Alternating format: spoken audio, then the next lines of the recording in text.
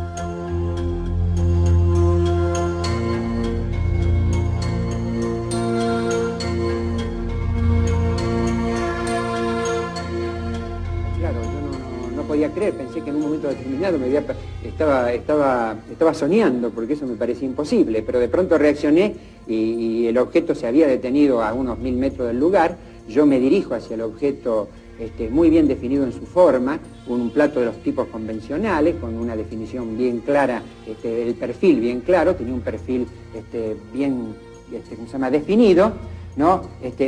Un haz de luz bastante simple, suave, el haz de luz y un zumbido simplemente, no había ruido escandaloso ni nada por el estilo, era suave el zumbido del aparato. Yo mismo empecé a pensar de si seguía soñando eso, ¿no? Digo, estoy sangrando, veo el coche de pronto contra la columna destruido, cruzo el alambrado, entonces yo cruzo el alambrado y empiezo a contar los pasos, 1, 2, hasta conté 500 pasos desde el lugar donde había sido el accidente hasta prácticamente donde lo tenía al objeto volador casi detenido ahí. Claro, lo tuve viendo unos cuantos minutos, entre 12 y 16 minutos. O sea, no fue una cosa rápida que pasa por la vista de uno y desaparece, sino que fue realmente un momento un tiempo muy importante que lo estuve viendo. Y lo raro del objeto cuando se desplaza es que hace 3 escalas. Primero pega una escala del primer plano, segundo y tercero y desaparece.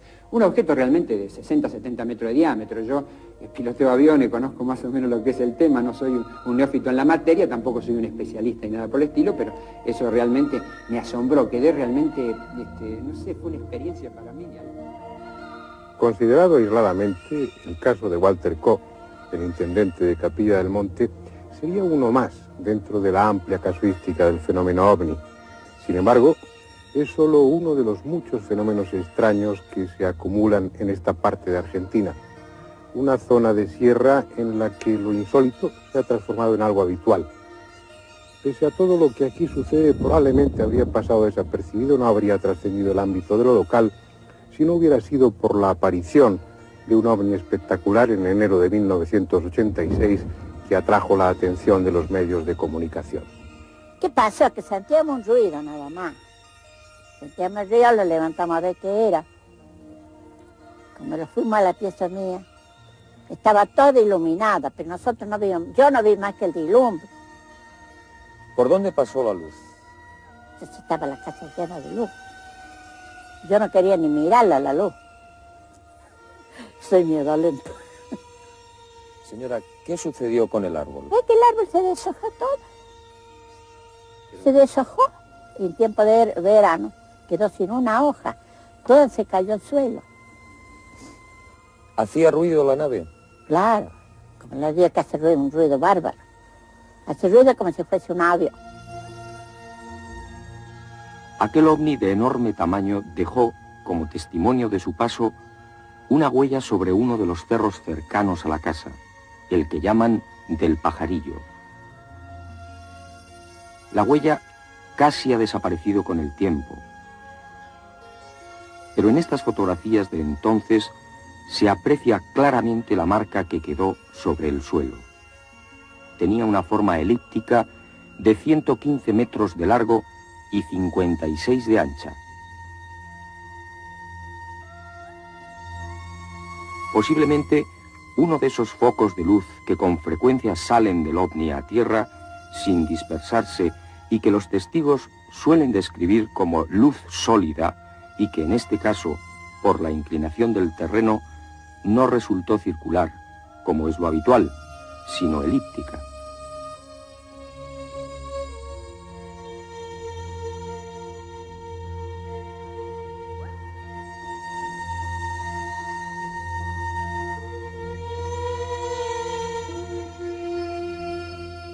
Estamos en plena huella, una huella ya apenas reconocible, ha transcurrido alrededor de 4 años, pero que en su momento fue bien estudiada y con sorprendentes resultados. Lo primero que se comprobó es que las hierbas de la zona estaban quemadas, chamuscadas, pero de arriba a abajo, como si la fuente de calor se hubiera producido desde arriba. Y además estaba quemada sin haber ardido.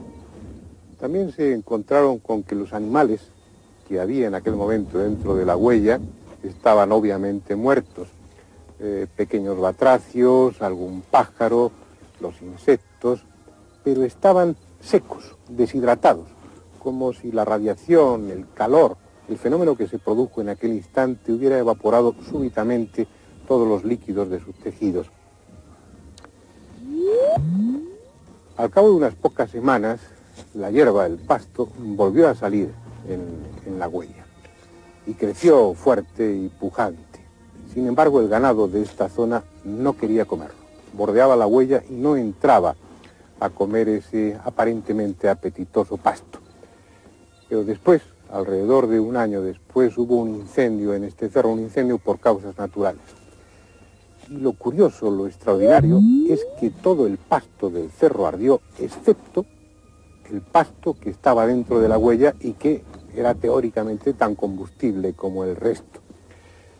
Ya ha transcurrido mucho tiempo, como decía, el caballo está comiendo de ese pasto sin ningún inconveniente, con aparente gusto. Pero nuestro técnico de sonido en este momento está captando interferencias a través del micrófono que llevo puesto, que no se producen hasta este momento del rodaje, no se han producido en ningún otro lugar. Posiblemente algo de aquella energía que se movilizó permanezca en el suelo. El caso es que los contadores de Geiger en aquella época no dieron ningún resultado y los análisis de laboratorio tampoco. Pero evidentemente algo sucedió, algo extraordinario en esta huella que aún permanece, que aún es detectable. Pero la huella de aquel ovni pasará al olvido, a los archivos de la casuística ovni. Los que no pasarán al olvido serán los ovnis, al menos en esta zona de Argentina. Era en el mes de octubre, más o menos, cuando yo salía de mi casa y al llegar acá me encontré con una luz muy potente que venía del Cerro Uritorco y se desplazaba muy suavemente hacia el oeste, dejando una estela en forma de triangular. Esa luz, después que se perdió en el horizonte, empezó a volver y se formó un aro luminoso muy grande. De ahí se formó un círculo negro con un destello enorme alrededor. Eso no hacía ruido para nada y se desplazaba después del sur hacia el norte, muy suavemente. Creo que habrá durado más o menos unos 20 minutos.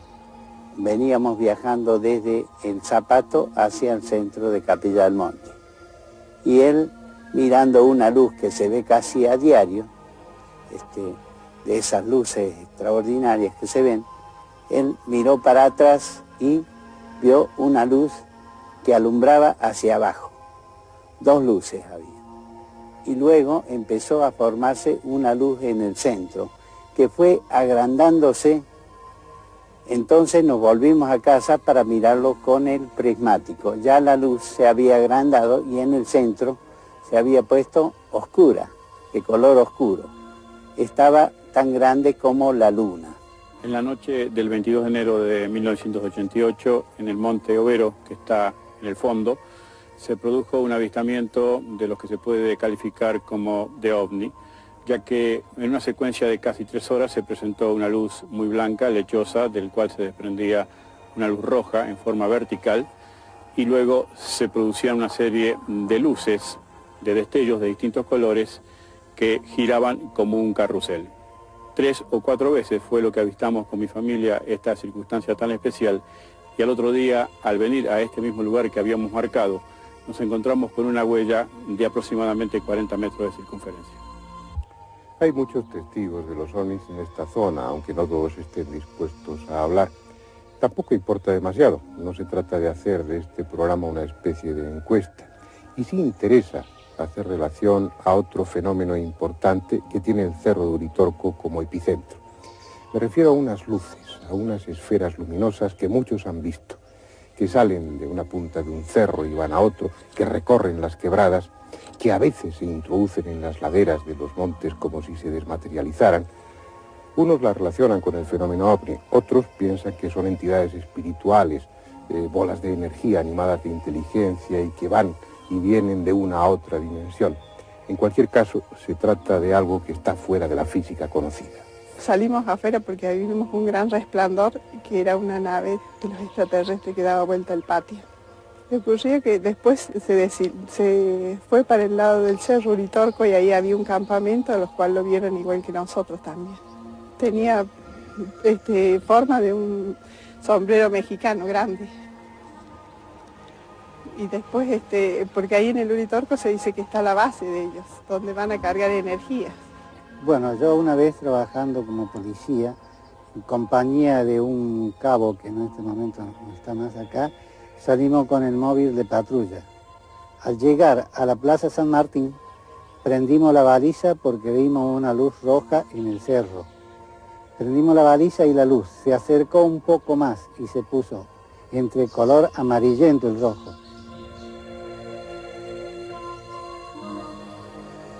Esas luces ya eran conocidas mucho antes de que se empezase a hablar del fenómeno ovni, incluso antes de que llegaran los europeos a este continente. Los comechingones, los indios de esta zona, las veían con frecuencia y por eso consideraban al Cerro Uritorco un cerro sagrado, un lugar en el que se manifestaban los dioses. Y ese carácter místico aún lo conserva el cerro. Son muchos los que vienen aquí atraídos por un impulso metafísico, por una especie de intuición, o después de un estado de meditación, algo en su interior les empuja hacia el Cerro de Uritorco.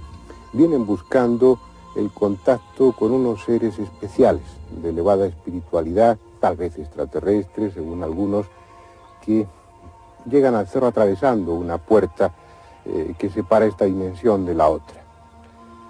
Y de esos buscadores de lo místico del Cerro Uritorco, hubo unos hace unos cuantos años, 4 concretamente, que sufrieron una dramática experiencia. Llegaron hasta aquí atraídos por ese impulso. No sabían bien qué estaban buscando. En un lugar determinado del cerro dejaron parte de su ropa, de su calzado, y descalzos siguieron arriba, siguiendo ese impulso. Era invierno, cayó la niebla, se dispersaron y durante varios días y varias interminables noches, sin alimento, cada uno por su lado, sufriendo temperaturas de varios grados bajo cero, anduvieron esperando a que les encontraran. Gabriela apareció al 8º día y tenía los pies congelados. Como a los 5 días más o menos que dieron el alerta, aparece esta niña, Gabriela, que esta sí venía mal, un problema así de desorientación, muy nerviosa, histérica, digamos, casi, y sin poder caminar, con pies de trinchera. Esto es, los pies congelados, sin circulación, aparte de las múltiples cantidades de espinas que tenía, ¿no? Imposible por el dolor, por la congelación para caminar para ella. Peligroso el cuadro. Y hacemos tratamiento, pero no nos quedamos tranquilos. Entonces, como a 24 horas más o menos, derivamos. Y había posibilidades de llevarlo a Buenos Aires, entonces allá la llevaron para hacerle tratamiento. Lo que sucedió después con los pies de Gabriela nos lo contará ella misma, pero será más tarde, junto a la hoguera del campamento, porque como es inevitable, instalaremos nuestras tiendas y nuestro equipo a los pies del Cerro Uritorco, por si aparecen esas luces, y sobre todo, lo que sería más interesante, por si las podemos filmar.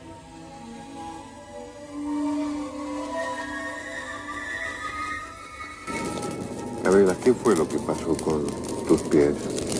Bueno, después que vuelvo del cerro, me internan en el hospital de Capilla del Monte con los pies en muy mal estado por las espinas, porque había estado caminando 8 días descalza con muchísimo frío. Entonces los pies estaban muy maltratados. A buscar del hospital aeronáutico. La directora del hospital no me da el alta. Me dice que cuando vaya, bueno, tengo los pies gangrenados, inclusive tengo gangrena de tendón porque no tengo sensibilidad y no tenía movimiento, tenía un edema, una arteria congelada. Me dice que no entiende cómo no me habían amputado hasta ese momento, porque la gangrena avanza, que íbamos a esperar hasta el día viernes, eso era al principio de la semana, para que la gangrena frene, eso se caiga porque era tejido muerto y hacer una cirugía reconstituyente.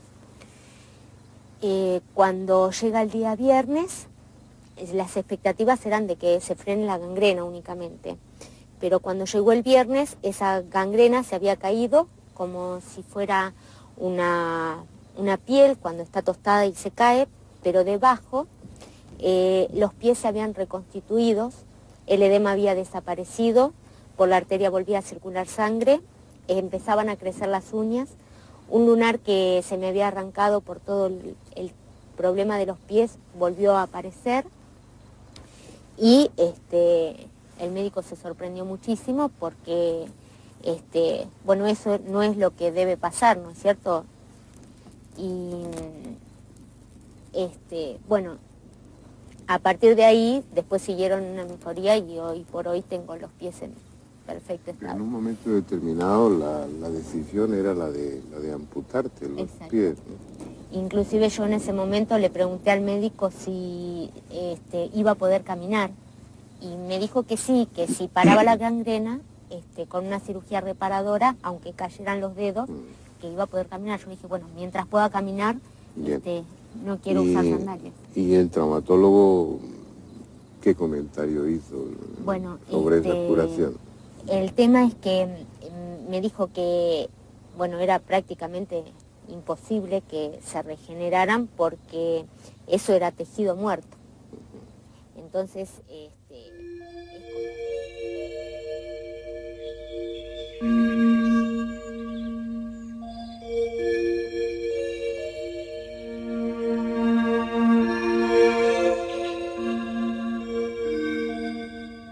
La verdad es que no han aparecido, al menos como nosotros hubiéramos deseado, con esa proximidad.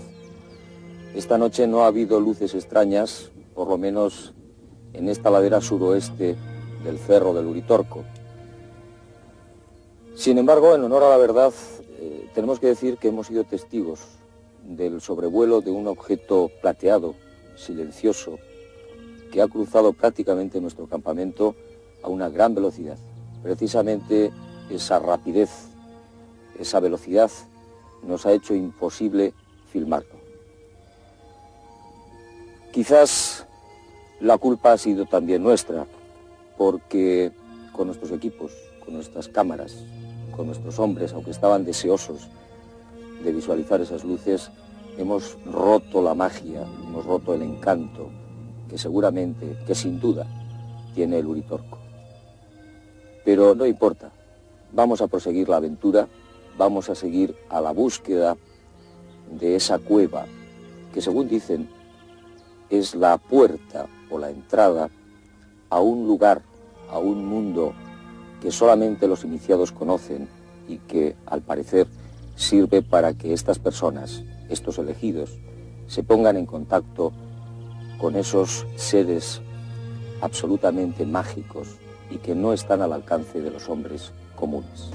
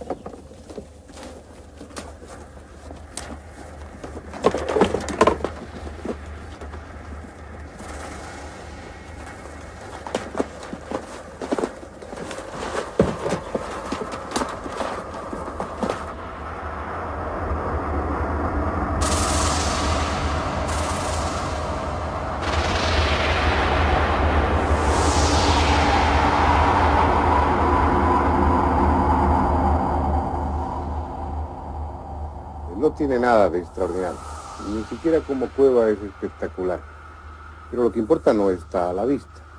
Según la tradición, según aquellas personas que vienen hasta aquí traídas por un misterioso instinto, en este entorno físico existe una puerta invisible, una puerta que trasciende lo material. Siempre, según ellos, por esa puerta, desde hace siglos o desde hace milenios, entran y salen unos seres más espirituales que físicos, que a veces se manifiestan como una simple bola de energía, esas luces que muchos han visto, y que otras toman la apariencia humana, con una especie de fantasmas blancos que también algunos han conseguido ver. Son los habitantes del reino de Erx, allá en lo profundo, a caballo entre esta y otra dimensión.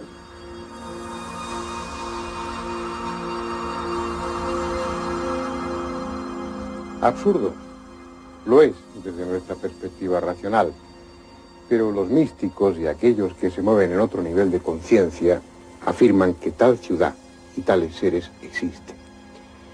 De esa manera el reino de Erx sería parte de esas ciudades santuario repartidas por todo el mundo, habitadas por seres de elevada espiritualidad, que constituirían una especie de humanidad invisible y paralela, encargada de vigilar o de tutelar a los hombres comunes. Nada de eso es demostrable, así que cada cual puede pensar lo que mejor le convenga, pero el tema viene a colación, porque en los círculos herméticos se asegura que esa humanidad paralela, esa humanidad tutelar, dejó aquí, en Uritorco, un objeto material, un bastón de piedra que, como en las leyendas, tiene la misión de ser empuñado por aquel que ha de cambiar el curso de la historia. Y lo curioso es que tal bastón de piedra existe, y que aquellos pocos que lo han visto aseguran que está dotado de extraordinarios poderes. Dicen que Hitler envió una expedición a América del Sur para buscar ese mítico bastón. Y entra dentro de lo posible que lo hiciera, porque aparte de su protagonismo histórico, Hitler era un profundo conocedor de las tradiciones herméticas. Perteneció al grupo Thulé, vinculado al ocultismo más ortodoxo, y rodeó su movimiento político de símbolos esotéricos.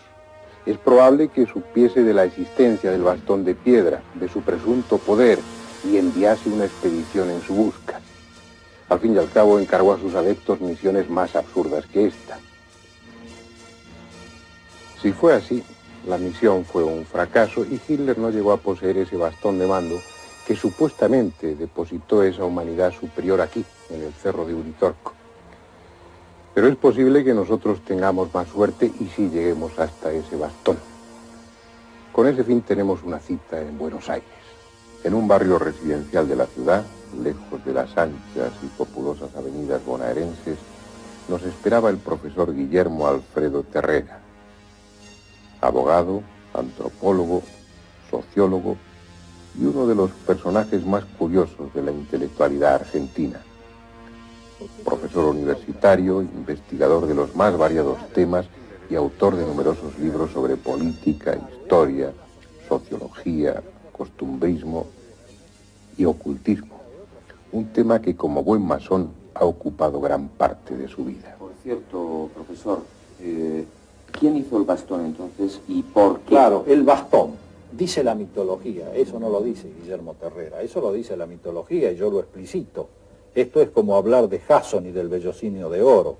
Los autores, los historiadores que nombran eso, lo nombran porque así se los están dando. Wotan, el dios de dioses, de los hiperbóreos, es decir, de hace 12.000, de hace 14.000 años, de la vieja Europa, no de esta otra Europa que ustedes conocen de hace 2.000 o 3.000 años atrás. Wotan, el dios de dioses, tenía peregrinaciones, tenía bilocaciones, es decir, era un hombre que tenía el don de la ubicuidad, era un dios que tenía el don de la ubicuidad. Y venía al continente armoricano, al continente blanco, y acá en el continente blanco tomaba el nombre de Voltán. Eso. Pero Wotan hace entonces el bastón. El bastón dicen que por encargo, él lo hace al bastón y se lo entrega a los comechingones. ¿Para qué se lo entrega? Para el regeneramiento de la especie humana. Porque el triángulo menor de fuerzas era el triángulo de donde iban a salir las fuerzas para el regeneramiento de la especie humana.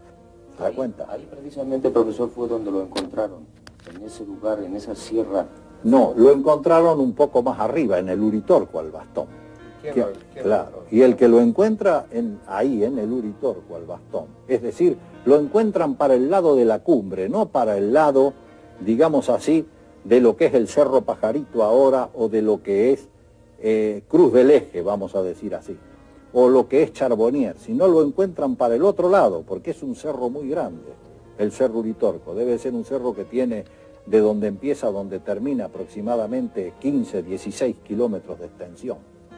Entonces, lo encuentran de aquel lado, lo encuentran cerca de la cumbre, y el que lo encuentra es Orfelio Ulises, porque Orfelio Ulises ha estudiado en el Asia durante 8 años, ha estudiado todo esto, ha estudiado toda esta hermética metafísica. Entonces no lo encuentra por casualidad. No lo encuentra, él sabe que está en algún sitio y es guiado a ese sitio, Orfelio Ulises. Es guiado, dicen que es guiado incluso por mensajes telepáticos de los tibetanos que están en los templos, en el Tíbet, que hablan con él y le dicen acá, allá, busca aquí, busca allá. Y al morir él, el bastón pasa a sus manos. ¿Se transforma usted en el custodio? Antes, mucho antes, porque él muere en el año 51 y es enterrado en el cementerio San Jerónimo de Córdoba. Él incluso llega a ser comisario general del departamento Punilla, porque le dan cargos para que pueda vivir, porque con eso que él era maestro de una escuela hermética metafísica, no le daba para vivir, pese a que él también tenía una escuela primaria y todo eso. ¿Usted lo custodia en este lugar prácticamente? Claro, yo primero lo tuve en Córdoba, el bastón, cuando yo vivía. ¿Nos lo puede usted mostrar? Sí, yo se los muestro a ustedes con todo gusto. Está aquí dentro de este cofre, que no tiene nada que ver con él, pero lo tenemos acá, en este cofre, y aquí lo tiene. Ahí está. Este es el famoso Simiwinki, que en lengua cósmica significa la piedra que habla, el bastón que habla. Mucha gente me preguntaba, ¿cómo te llaman los maestros? No sé, les decía yo. No sé, mentiras, yo sabía cómo me llamaba. Era Inti Chakmani, que quiere decir el hombre que tiene la fuerza del sol. Pero no por mí, sino por poseer el bastón. Ya, hay una tradición que afirma que este bastón será una especie de símbolo o de medio para un cambio de curso o de rumbo en la humanidad. Claro, eso es lo que se dice y lo que se ha dicho siempre, que es algo que va a servir para una obra de regeneramiento humano. Es decir, que desde el triángulo ese de Calaguala, Cerro Colorado y la Cerrezuela, se va a iniciar una obra de expansión, una obra de mejoramiento del hombre, una obra de espiritualización. Si lo que dice el profesor Terrera es cierto, un grupo de místicos, auténticos gobernantes en la sombra del planeta, eligieron este lugar para depositar en él, hace 8000 años, un bastón de piedra que será el símbolo de una nueva etapa de la humanidad. Si es así, se sabrá en su momento. Ahora va a caer la noche sobre el Cerro Uritorco, el extraño lugar donde suceden extrañas cosas. De nuevo, sus luces misteriosas recorrerán las quebradas, y puede que dentro de unas horas alguien sea otra vez testigo de la presencia de uno de esos seres venidos de distinta dimensión, del inaccesible reino de Erx.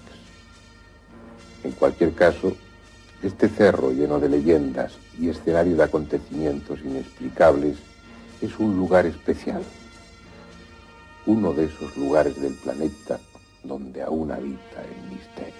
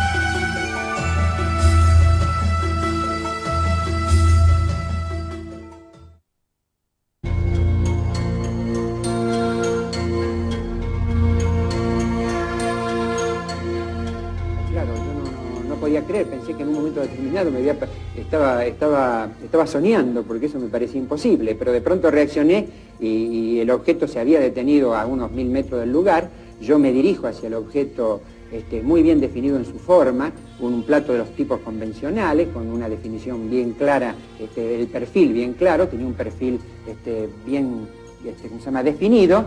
¿no? Unas de luz bastante simples, suave, las de luz y un zumbido simplemente. No había ruido escandaloso ni nada por el estilo, era suave el zumbido del aparato. Yo mismo empecé a pensar de si seguía soñando eso, ¿no? Digo, estoy sangrando, veo el coche de pronto contra la columna destruido, cruzo el alambrado, entonces yo cruzo el alambrado y empiezo a contar los pasos, 1, 2, hasta conté 500 pasos desde el lugar donde había sido el accidente hasta prácticamente donde lo tenía al objeto volador casi detenido ahí. Claro, lo tuve viendo unos cuantos minutos, entre 12 y 16 minutos, o sea, no fue una cosa... Por el que se puede acceder a través de una cueva a una ciudad, la ciudad de Erx, a caballo entre esta y otra dimensión. Un lugar, según dicen, privilegiado, al que solo pueden acceder los iniciados. Estamos hablando, por tanto, de uno de esos cerros mágicos, extraños que hay repartidos por el mundo, de uno de esos lugares de poder en los que suceden fenómenos extraordinarios y donde también resulta fácil alucinar, o si quieren ustedes, alcanzar estados alterados de conciencia. Estuvimos allí, recogimos multitud de testimonios, algunos francamente interesantes. Incluso montamos un campamento a los pies del cerro por si nuestras cámaras tenían la oportunidad de filmar alguna de esas extrañas luces. Y después nos fuimos a Buenos Aires, porque allí, en una casa de un barrio de las afueras, de un barrio residencial, estaba, y supongo que seguirá estando, otra pieza fundamental vinculada al misterio de Uritorco. Un bastón de mando, el Simiwinki.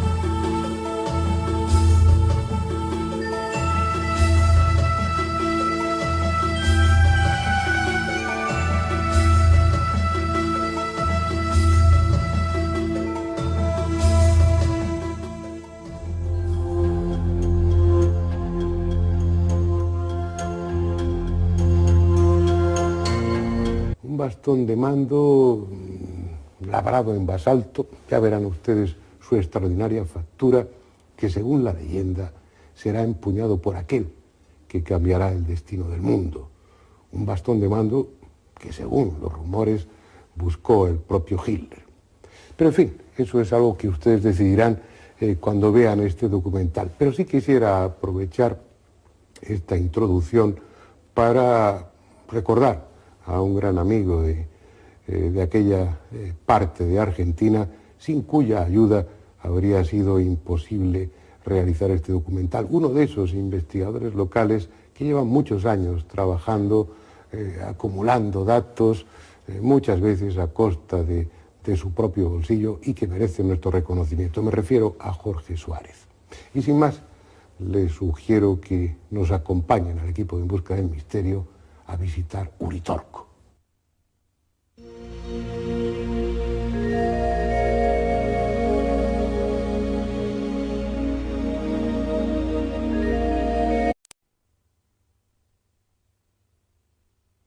Han pasado muchos años, pero probablemente todavía es visible la huella que, según el testimonio de muchas personas, dejó un ovni sobre un cerro en las serranías de Córdoba, en Argentina, el Cerro del Pajarillo. Una huella que, como verán después en el documental, tenía y probablemente sigue teniendo unas extrañas características. Sin embargo, pese a su interés, la huella del Cerro del Pajarillo es apenas el prólogo, la introducción para un tema mucho más complejo y desconcertante, el que concierne a un cerro, a un monte de esos que se consideraban ya sagrados o mágicos desde época precolombina, el monte o el cerro de Uritorco. Un monte por el que entran y salen esferas luminosas de diferentes colores, a parecer como si fueran inmateriales. Un monte que es recorrido por seres medio humanos, medio espirituales, que muchos afirman haber visto. Un monte, en fin,